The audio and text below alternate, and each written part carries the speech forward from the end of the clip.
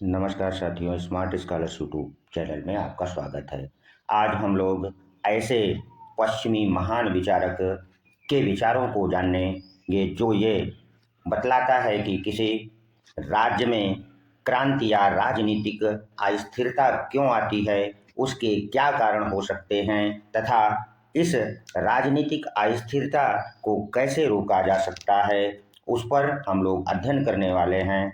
आज का जो हमारा टॉपिक होने वाला है, पश्चिमी जगत का महान विचारक अरस्तू के क्रांति पर क्या दृष्टिकोण रखता है, उसका अध्ययन हम लोग करेंगे और बहुत ही बारीकी से हम अरस्तू के क्रांति अर्थात जिसे वह राजनीतिक अस्थिरता कहता है, बहुत ही बारीकी से अध्ययन करने वाले हैं ताकि आपकी टीजीटी, पीजीटी व असिस्टेंट प्रोफेसर परीक्षा से यदि इस टॉपिक से कोई प्रश्न बनता है तो आपका गलत ना हो, यही हमारा मोटिव है। तो चलिए सबसे पहले हम चर्चा को आगे बढ़ाते हैं। यूनानी जगत जहाँ पर अरस्तू निवास करता है, उस यूनानी नगर राज्यों की एक प्रमुख विशेषता ये थी, और वो क्या थी कि वहाँ पर राजनीतिक अस्थिरता अर्थात उथल पुथल को उसने अपनी आंखों से देखा था और उसके दुष्परिणाम भी उसने देखे थे। अतः उसने इस अस्थिरता, जिसे उसने क्रांति नाम दिया है, यानी यहाँ से प्रश्न एक थोड़ा सा लगता है कि बन सकता है, तो यह पूछ सकता है कि राजनीतिक अस्थिरता को अरस्तू कौन सा नाम देता है। तो राजनीतिक जो अस्थिरता है होती है उसे अरस्तू क्रांति कहता है। आशा करते हैं कि आप लोगों ने भली भांति समझ लिया होगा। यदि आप लोग नोट्स बना रहे हैं तो इसको हेडलाइन कर लीजिए। अस्थिरता जिसे वह क्रांति का नाम देता है और इस अस्थिरता को दूर करने के उपायों का वह निश्चय कर लेता है और इसका उल्लेख वह दूर करने के उपायों का उल्लेख वह करता है। सबसे पहले वह अपनी प्रसिद्ध पुस्तक पॉलिटिकस की 7वें खंड में राज्य में राजनीतिक अस्थिरता के कारणों, क्या बतलाता है, राजनीतिक अस्थिरता के कारणों का उल्लेख करता है। यहाँ से थोड़ा सा प्रश्न बन सकता है कि अस्थिरता के कारणों का उल्लेख वो किस पुस्तक में करता है, तो अपनी पॉलिटिकस की 7वीं पुस्तक या 7वें खंड में करता है। और क्रांति को कैसे रोका जा सकता है, अर्थात जो राजनीतिक अस्थिरता है उसका उल्लेख वह अब पॉलिटिकस, किस पुस्तक में, पॉलिटिकस के 2य खंड में करता है। आगे अरस्तू जो है, आगे अरस्तू क्रांति के कारणों, क्या, क्रांति के कारणों एवं उपायों, क्या, उपायों को रोके जाने वाले उपायों को 2 आधारों पर करता है। वो कौन कौन से आधार हैं, इसको भी हम लोग समझ लेते हैं। पहला आधार वह क्रांति के कारण और उपायों, रोके जाने वाले उपायों को वह ऐतिहासिक अध्ययन के आधार पर, किस आधार पर, ऐतिहासिक अध्ययन के आधार पर बतलाता है। ऐतिहासिक अध्ययन का उसका आधार क्या था, इसको भी हम जान लें। अरस्तू 158 देशों के संविधानों का ऐतिहासिक रूप से अध्ययन किया था। अगर यहाँ पर आप ये समझ रहे हैं कि वह संविधान की पुस्तकों का अध्ययन किया था, वहाँ के कानूनों का, तो ऐसा बिल्कुल नहीं है। यदि संविधानों के वर्गीकरण जिस पर हमने वीडियो बना रखा है उसे जाकर देख लें तो उसका संविधानों से क्या आशय है वो अच्छी तरह आप समझ जाएंगे। संविधानों का उसका आशय ये है कि जो राज्य या नगर राज्य के सर्वोच्च पद या शासक का पद होता है वह कितने व्यक्तियों के हाथों में होना चाहिए, यही उसका समय संविधानों का वर्गीकरण करण है। आशा करते हैं और 158 देशों में जो शासक या सर्वोच्च पद है उसका वह अध्ययन कर चुका था। दूसरा उसका आधार पर्यवेक्षण था। क्या था? पर्यवेक्षण के आधार पर वह अरस्तु क्रांति के कारण और उसके रोके जाने के उपायों को बतलाता है। और पर्यवेक्षण का अर्थात वह स्वयं अपनी आंखों से इसका पर्यवेक्षण करता है, अर्थात वह यथार्थवादी दृष्टिकोण अपना करके आगे अरस्तु ने जो क्रांति के कारण और प्रतिकारों को व्यवहारिक रूप प्रदान करता है। अरस्तु जो क्रांति शब्द का प्रयोग करता है वो किस अर्थ में करता है यह जानना भी बहुत आवश्यक है। चलिए उसे भी हम लोग समझ लेते हैं। अरस्तु जो क्रांति शब्द का प्रयोग करता है वह उसका आशय फ्रांसीसी या फ्रांस की क्रांति या साम्यवादी क्रांति, कौन से साम्यवादी क्रांति के अर्थ में नहीं करता है।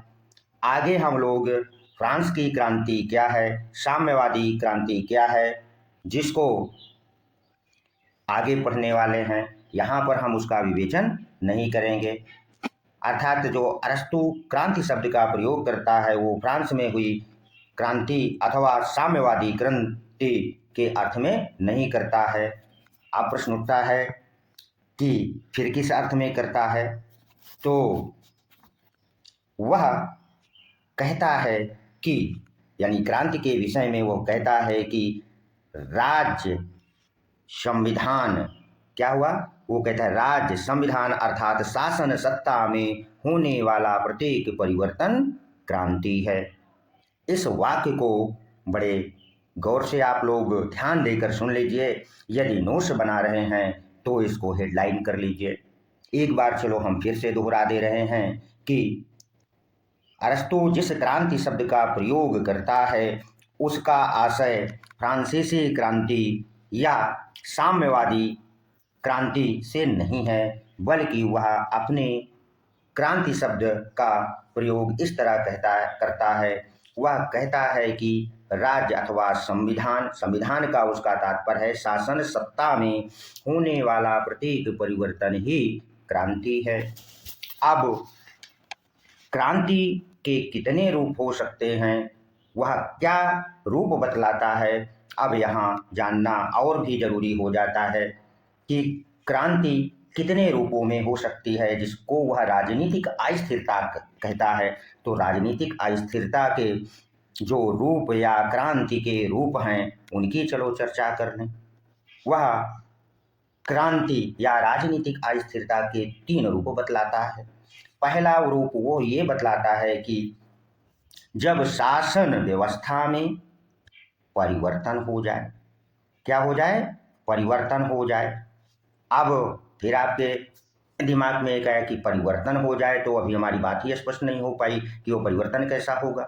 तो जैसे लोकतंत्र अगर शासन किसी राज्य या नगर राज्य में है, कौन सा तंत्र? लोकतंत्र परिवर्तित हो करके धनिक तंत्र हो जाए।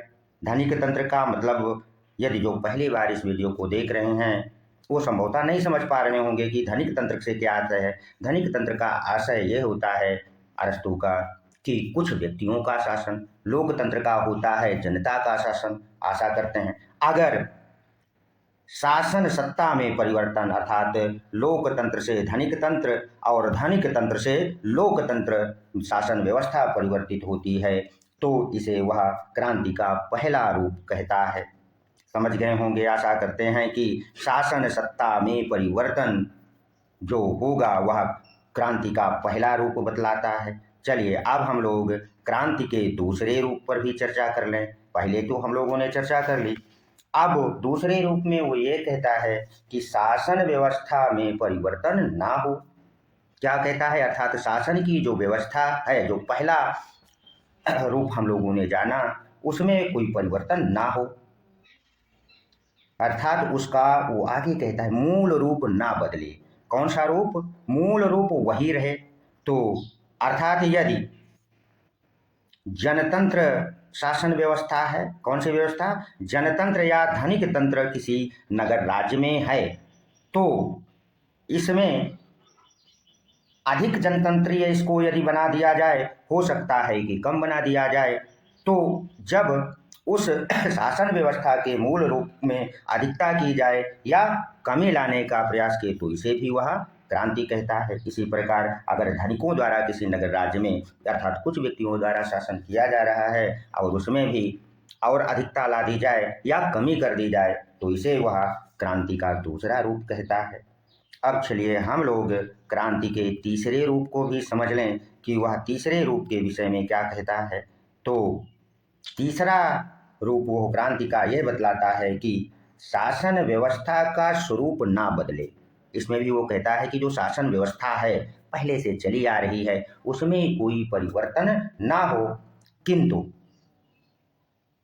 शासन करने वाले व्यक्तियों में यदि कोई परिवर्तन हो जाए, जैसे मोदी इस समय प्रधानमंत्री हैं और इनके स्थान पर राजनीतिक परिवर्तन हो और राहुल गांधी प्रधानमंत्री बन जाएं तो वह ये शासन करने वाले, अभी हम लोकतंत्र हमारा नहीं बदलेगा यानी शासन व्यवस्था का स्वरूप नहीं बदलेगा, किंतु शासन करने वाला जो व्यक्ति है वो बदल गया है, इसे ही वह क्रांति का तीसरा रूप कहता है। अब हम लोग अगले वीडियो में क्रांति के कारण और उपायों पर चर्चा करेंगे। यदि हम यहाँ पर कारण और उपायों की चर्चा करते हैं तो वीडियो बहुत लंबा हो जाएगा और हम ऐसा नहीं चाहते कि आपको बोरियस महसूस हो। हाँ, ऐसे बच्चे जो टीजीटी, पीजीटी व असिस्टेंट प्रोफेसर परीक्षा की तैयारी कर रहे हैं, उनसे निवेदन है कि इस वीडियो को अधिक से अधिक शेयर कर दें, लाइक कर दें, ताकि ऐसे बच्चे जो टीजीटी, पीजीटी परीक्षा की तैयारी कर रहे हैं इसका अधिक से अधिक लाभ उठा सकें। धन्यवाद। मिलते हैं अरस्तू के क्रांति के कारणों और उसे रोके जाने के कौन कौन से उपाय बतलाता है, हम इसके पार्ट 2 में उसका अध्ययन करने वाले हैं। धन्यवाद।